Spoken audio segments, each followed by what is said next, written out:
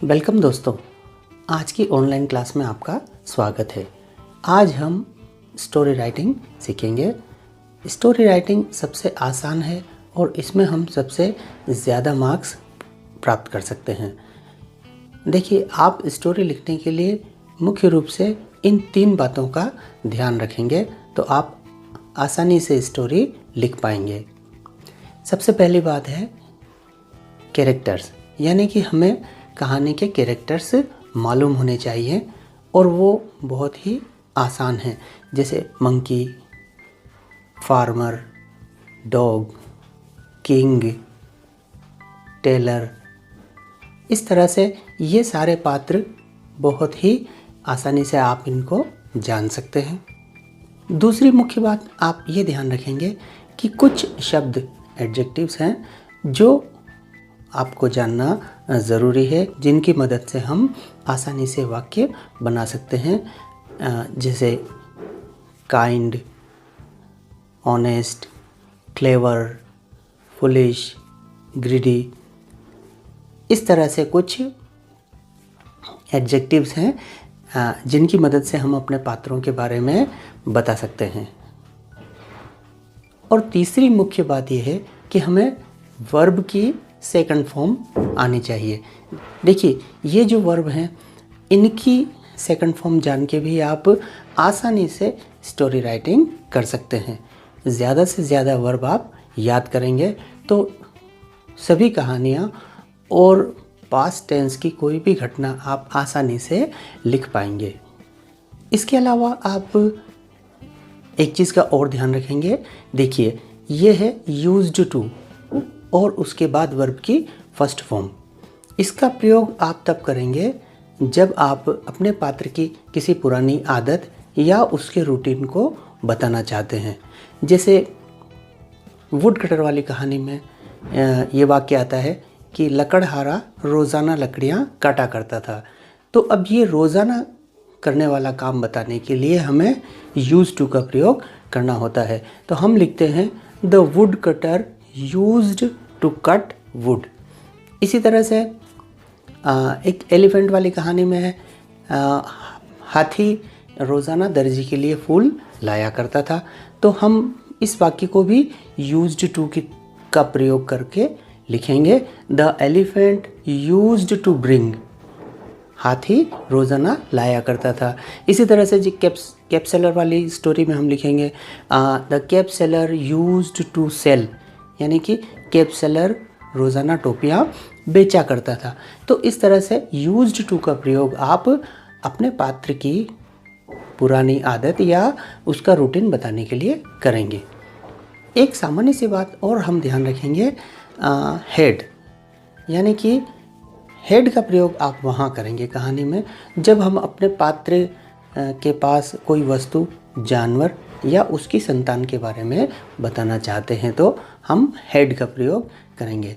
देखिए, अगर मैं ये कहना चाहता हूँ कि किसान के 4 पुत्र थे तो मैं कहूँगा द फार्मर हैड 4 सन्स, इस तरह से।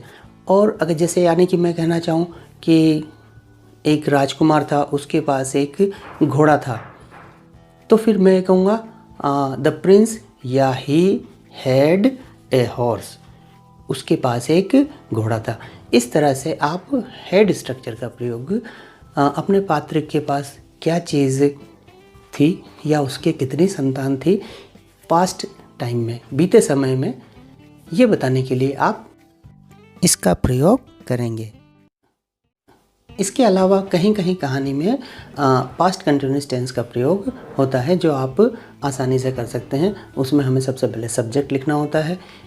वाज या वर में से एक हेल्पिंग वर्ब का चुनाव हम एक वचन बहुवचन के आधार पर करते हैं और वर्ब में आईएनजी लगा देते हैं।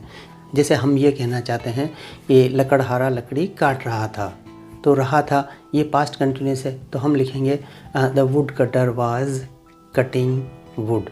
बीते हुए समय में कोई काम निरंतर हो रहा था। तो इस तरह के भी कुछ वाक्य हमें कहानी में लिखने पड़ते हैं। इन बातों का ध्यान रख के आप आसानी से कहानी लेखन में अच्छे अंक प्राप्त कर सकते हैं। आइए अब हम एक आउटलाइन के अनुसार कहानी डेवलप करके देखते हैं। देखिए, इस आउटलाइन में से हम सबसे पहले हमारे कहानी के पात्रों का चयन कर लेंगे। हम ये देखेंगे कि इस आउटलाइन में किस जानवर या किसी इंसान के बारे में कोई शब्द है, यानी कि किस जानवर का नाम है या किसी इंसान, किंग या इस तरह का कोई शब्द है। इस आउटलाइन में हम देखते हैं कि एक कैप्सलर है और मंकीज़, यही दो हमारे पात्र हैं, यही सजीव हैं, यही हमारी सारी क्रियाओं को अंजाम देंगे। यानी कि हमारी आउटलाइन में जितनी भी वर्ब्स आई है वो इन्हीं के द्वारा संपादित की जाएगी। तो हम सबसे पहले इनके नाम से पहले ए आर्टिकल का यूज़ करके हम अपना शीर्षक लिख लेंगे। पहला हमें मिला था कैप्सलर, तो हम लिखेंगे ए कैप्सलर, और दूसरा हमारा पात्र हैं मंकीज़, तो हम लिखेंगे ए कैप्सलर एंड मंकीज़। इस तरह हमारा शीर्षक लिखा जाएगा। अब हम जो हमारी कहानी की आउटलाइन में पहला शब्द है कैप्सलर, उसके अनुसार लिखेंगे वंस अपॉन ए टाइम या वंस देयर वाज ए कैप्सलर। ये शब्द हमें आउटलाइन में ही मिल गया, तो हमारा पहला वाक्य हो गया once there was a capsular. आप चाहें तो once upon a time there was a capsular भी लिख सकते हैं।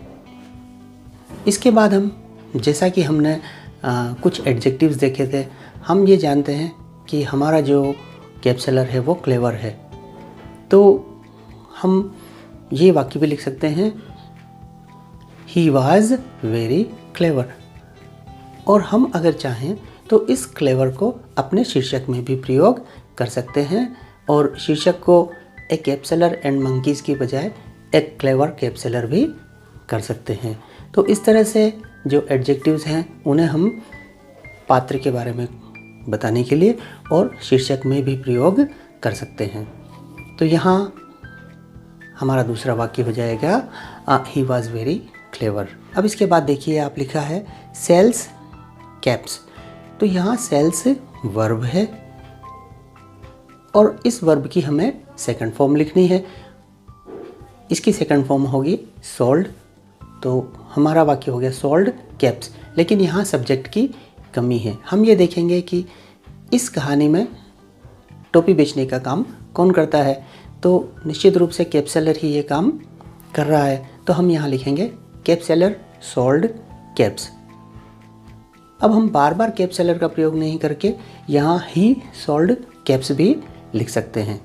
और अगर हम चाहें तो इसके बीते हुए समय के रूटीन को बताने के लिए ही यूज्ड टू सेल कैप्स भी लिख सकते हैं। अब देखिए, अगला शब्द हमें इसमें दिखता है गेट्स टायर्ड। अब गेट्स की सेकंड फॉर्म होगी गेट, गॉट, गोट, तो यहाँ हमें गोट का प्रयोग करेंगे। गॉट टायर्ड, अब थक गया, तो हम यहाँ देखेंगे कि कौन थक गया होगा, बंदर, क्योंकि हमारी कहानी के पात्र दो ही हैं, या तो बंदर हैं या कैप्सलर है। तो यहाँ कैप्सलर थक गया है, तो हम लिखेंगे कैप्सलर गॉट टायर्ड। अब हम बार बार कैप्सलर का प्रयोग नहीं करेंगे, हम उसकी बजाय ही का प्रयोग करेंगे। एक बार हम कैप्सलर लिख देंगे, उसके बाद उसी से संबंधित वाक्य आने पर हम ही का प्रयोग ही करेंगे। तो हम लिखेंगे ही गॉट टायर्ड। इसके बाद आप देखिए स्लीप्स अंडर ए ट्री। अब स्लीप का मतलब होता है सोना, इसकी सेकंड फॉर्म होगी स्लेप्ट। अब स्लेप्ट अंडर ए ट्री यानी कि पेड़ के नीचे कौन सोया, तो कैप्सलर ही सोया। तो फिर वापस हम यहाँ पे ही लिख देंगे, तो he slept under a tree.